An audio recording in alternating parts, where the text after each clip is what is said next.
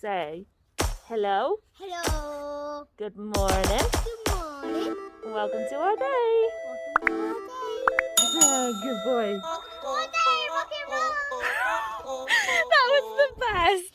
Hello. Oh, we've got 40 minutes. Just popped up. So it is Pride Month. Dun, da, da, da. And Come and sit down, Pickle. Come and sit down if you want to. Yes. Thank you. finished? Yeah. Am I? Are you am I? Oh, shut. And I came up with this idea to do like a little mini series throughout Pride Month of things, reasons why I hate being gay, basically, or being part of the LGBTQ community, and also then on top, like, why I like being part of it. So we're going to start off on the bad stuff. Of course. Yep, get the bad stuff out the way. Yeah. And I've got a list, and we're going to be doing like a subject per thing.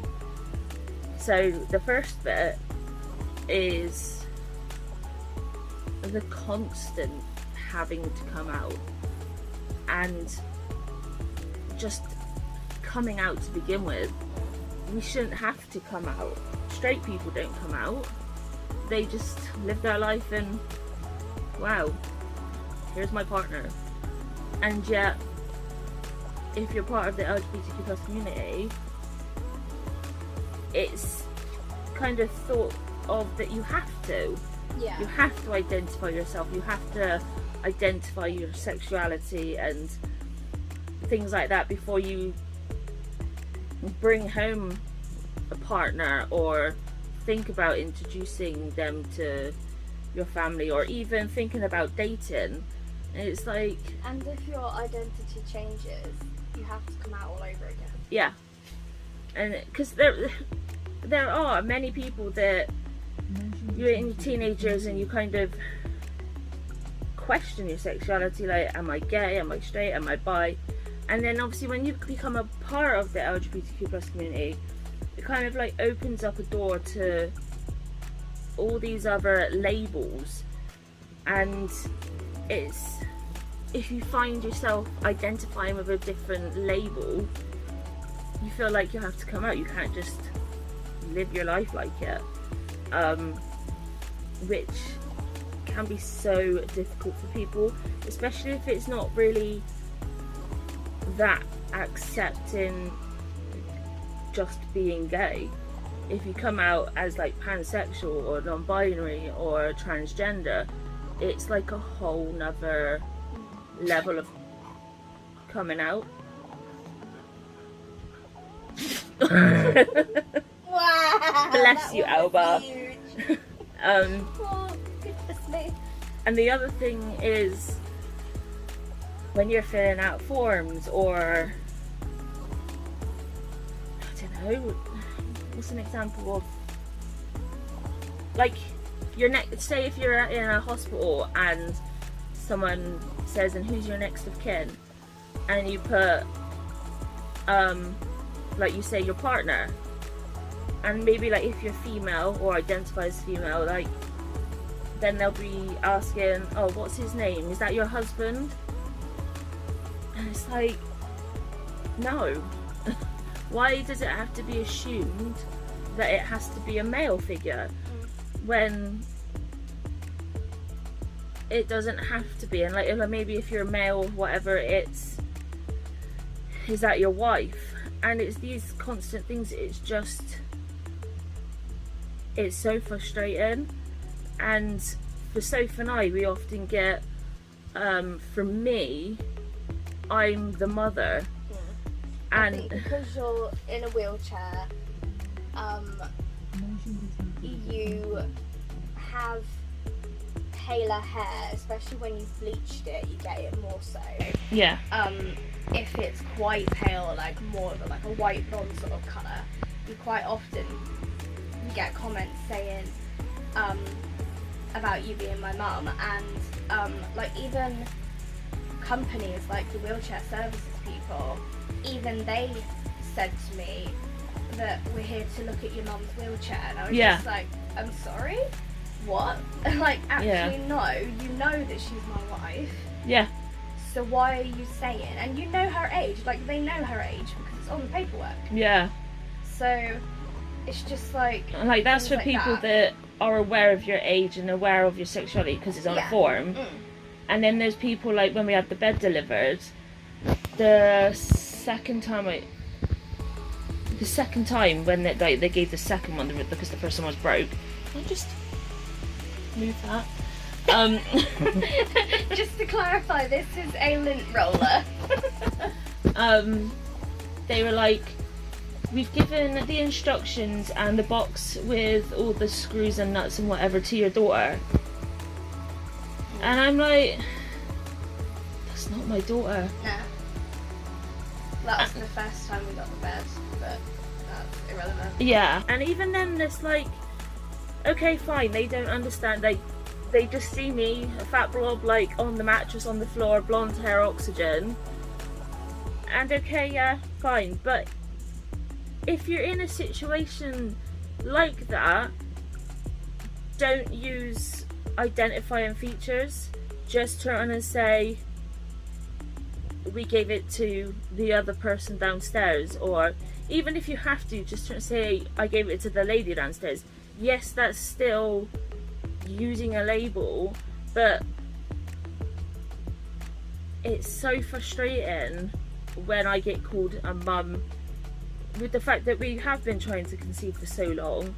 We do have 3 angel babies, and when you're constantly being labelled a mum for your wife, when there's like 18 months-ish sort of age difference.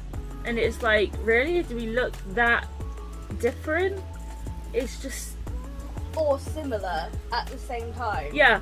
Like, we don't look anything alike, obviously, as you can see. And yet, it's still assumed. And it is hard. Like, I used to have, like, really short, spiky hair. And looks really good. I used to love it.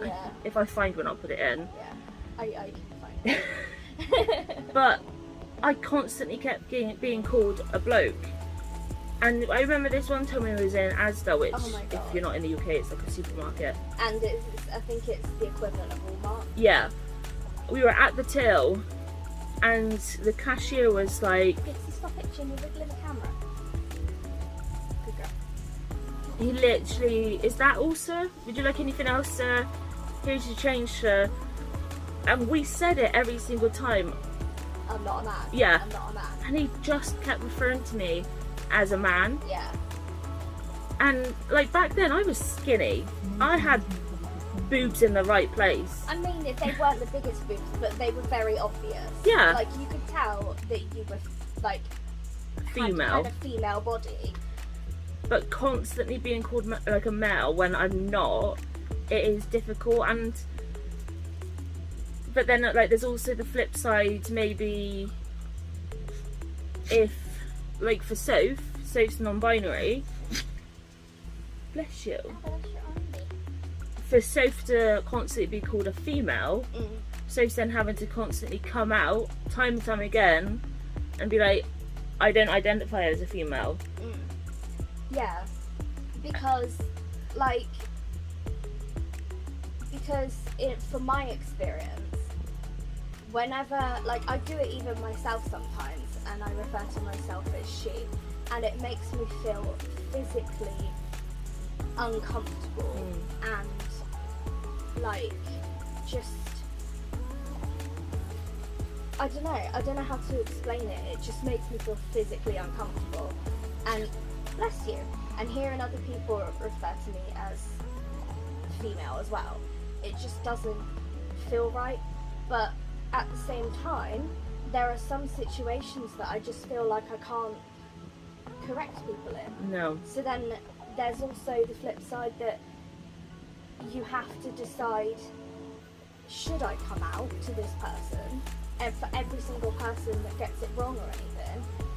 And you're just like, well, do I just put up with it and suffer, or do I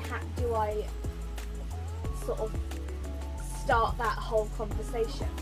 There's also then the fear of, if you're just talking to some random person and they like says that your mum or something, and then you say actually that's my wife or my husband or whatever, like if you're too male or identify as that, you then run the risk of coming out to this person and then you have in the back of your mind, do they hate people within the LGBTQ plus community? Yeah. Am I risking my life by identifying myself? Because not everybody is still comfortable with the LGBT plus community, and you can't judge someone whether they're going to like you or not for your sexuality, and it's just so dangerous. And just because somebody's like okay with people being gay or however you identify as your sexuality, it doesn't mean that they're going to be okay with other aspects of the LGBTQ plus, like gender identity and things. Yeah. So that is another thing that's like another part of it, because there's a lot of discrimination and stuff even within the LGBTQ plus community. Yeah. I mean, I openly admit I do not understand half of it. Like, I say to Sophie all the time, like, why is there so many? It's no longer just LGBTQ, it's LGBTQ plus, LGBTQIAT, and I say the same all the time, like, why is there so many labels? Like, for me, sometimes I see one label and the description of how that is matches another part, and I'm like, well, why do we need two labels? And I say, like, why do we need labels in general? Like, I can understand some people feel better having a label, but personally I don't understand the whole point. Like, me, if somebody turns on set, like, asks your sexuality or whatever, I just say gay. Personally, because I hate the word lesbian. It just doesn't sound as pleasant as gay.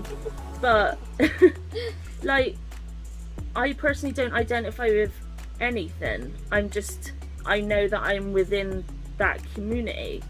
You just happen to be with me. Yeah, and people might say, well, what is it, pansexual or something like that, that you just love somebody for them. Yeah. But I still don't identify as pansexual. So it is difficult, and you've always got that thought of, well, maybe I need to have to label myself. And then there's always the, do I have to come out again? Do I have to find the label and come out?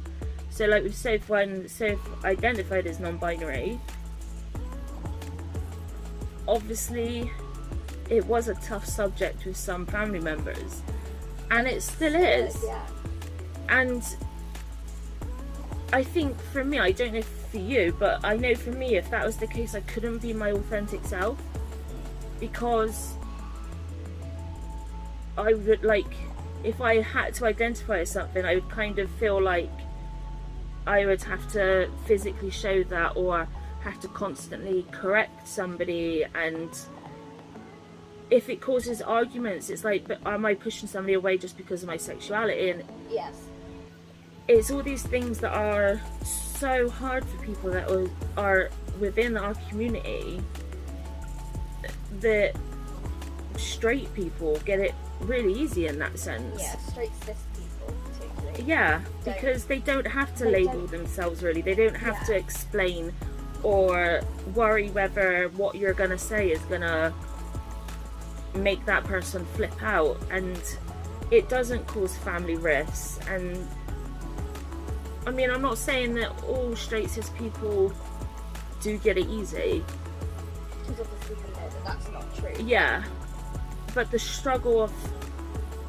like, so many people don't come out until like their 50s or 60s, because maybe back then it wasn't seen as socially acceptable. But then even now, it's still in some areas not socially acceptable. But then on the other hand, you can hear people say, why is everybody gay suddenly? And then it like makes you retreat and be a little bit like, okay, do I state that I'm gay and have them be a bit off with me because I'm within that community? Yeah. It's just hard because you can't judge people. It's exhausting constantly having to come out. I know somebody who they're a bit older now, but that when they first came out, they were still in school, and their teacher told their mum not to listen to it, just ignore it, because they're part of a friend group that they're all going through that right now. Like, it's a doing phase. it. Yeah, exactly. And actually, no, that person is actually just a man who, well, at the time, a bit too young to be classified as a man, but you know what I mean. Yeah. So yeah, and it's just things like that as well, when, especially like if you are a child as well and you're trying to trust your family to help accept you, and when your family's not really understanding or accepting or willing to even listen, and then you get teachers and other people in authority as well that are just like, it's just a phase, when actually people can feel emotions and how they feel from a young age. Yeah. That's how children like communicate, is because they're learning different emotions and how they feel. So why shouldn't a child understand what they're like? If like children in school always like, oh, I got a boyfriend, because they know that maybe if they have a mummy and a daddy, they know that that's how like it works, and they can go home and say like, oh, I got 3 boyfriends, mummy, or whatever. Like, kids do that. But what happens if they turn and said, I've got 3 girlfriends? Do they just ignore it? Like, is that the first signs? And it's just, it's hard then for that child might actually be realising, actually, I like girls. But for them to come out at such a young age, so many people will be like, oh, they don't understand, it's just a phase, just let them carry on with it, or their auntie's gay, so they'll just probably react into it. And it's just so hard. And yeah, and then on the flip side, you've got people who, like, some people who fit into stereotypical presentation of what is seen as a gay man or a gay female, and like even from a young age, they may, like, it may just be it might just be feminine man, and like people will judge them and be like, they're so gay or whatever, and first of all they'll say that as an offensive thing, and secondly they may not be, they might just be in touch with their feminine side. Or somebody I grew up with, they used to, when they were kids, because I'm a little bit older than them, they used to love walking around in his mum's high heels and wearing his mum's handbag, and everybody used to say about, oh, maybe he's gonna grow up to be gay or whatever it was they said back then. And he's actually an adult now, he's straight, he's engaged, and it was just who he is, and he's just a little bit more in touch with his feminine side. But even then, like, people judge, and it shouldn't be the case. Like, you should be able to express yourself freely and not have that fear of being judged. Yeah. And that's the struggle with constantly having to come out. Yeah. Or be like, and being judged for it, or being judged if you don't come out, and then they don't like know about it and they make assumptions, and yeah, so that's the difficult part. The initial stages of being like difficult part of being part of the community, because obviously that's the very first thing that kind of happens, is the need to come out. So yeah.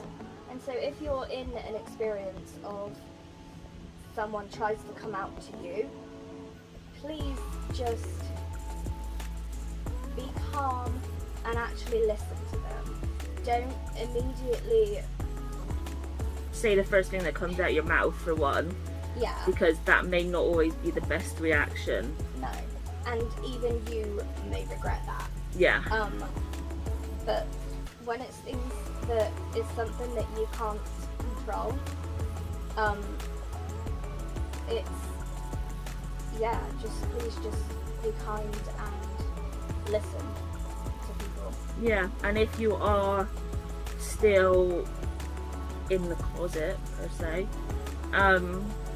there are lots of support groups on the internet.